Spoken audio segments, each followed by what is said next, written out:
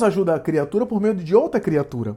Lei de cooperação. E Emmanuel fala isso, nessa lei de cooperação que vige em todo o universo.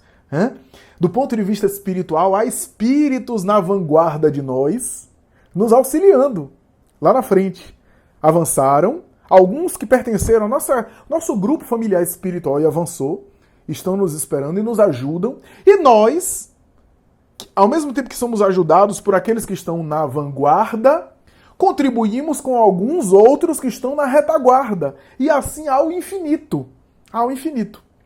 Então é interessante essa lei de cooperação. Lei de cooperação que o próprio benfeitor espiritual, em outra obra sua, aliás, eu me refiro à obra-prima sua, né? Paulo e Estevão.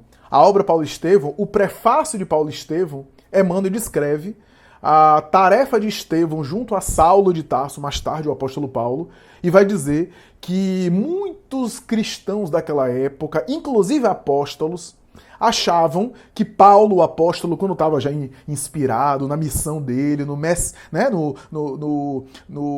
na tarefa missionária dele, levando o cristianismo a todo mundo, sofrendo perseguições, indo avante, que era o próprio Cristo que o inspirava. E Emmanuel vai dizer, era Estevão. Jesus chamou Estevão e colocou Estevão para auxiliar Paulo de Tarso.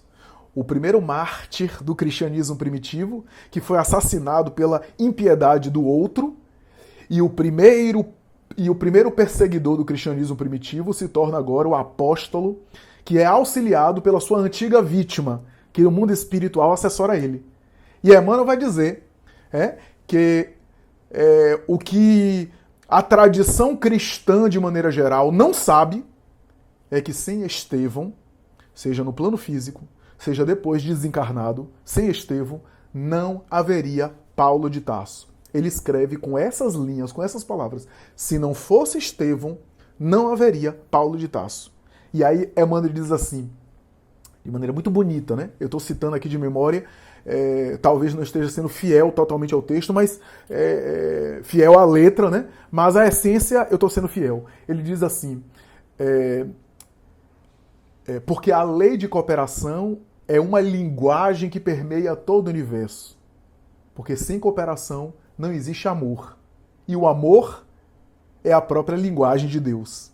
É a própria mensagem de Deus. Então, o amor é a essência do Evangelho. Sem cooperação não haveria amor. Lei de cooperação. Nenhum indivíduo faz uma obra sozinho. Nunca estamos sozinhos. Sempre temos auxílio. Mesmo que seja o auxílio invisível aos nossos olhos. Lei de cooperação. E aí, Emmanuel diz no prefácio dessa obra, que é a obra-prima dele, da sua psicografia, a psicografia de Chico Xavier, que os laços que ligam Estevão a Paulo se perdem na noite dos tempos. São laços e vínculos misteriosos que remontam aí à noite antiga dos tempos. E que essa cooperação é um dos grandes propósitos de Emmanuel ao escrever a obra Paulo e Estevão. Olha só o que eu estou dizendo. No prefácio de Paulo e Estevão, Emmanuel está explicando, está elucidando de que um dos objetivos para ele escrever Paulo e Estevão é para falar da lei de cooperação, que é linguagem permanente, linguagem tácita, ponto pacífico no mundo espiritual. Lei de cooperação.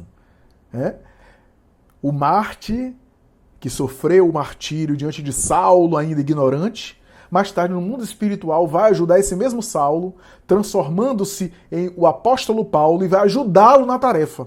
Nas epístolas de Paulo, as famosas cartas paulinas, algumas das quais têm a mesma grandeza e a mesma profundidade e a mesma importância dos evangelhos, por exemplo.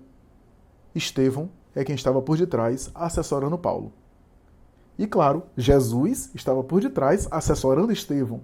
Então veja, Estevão era o guia espiritual de Paulo e Jesus assessorava Estevão.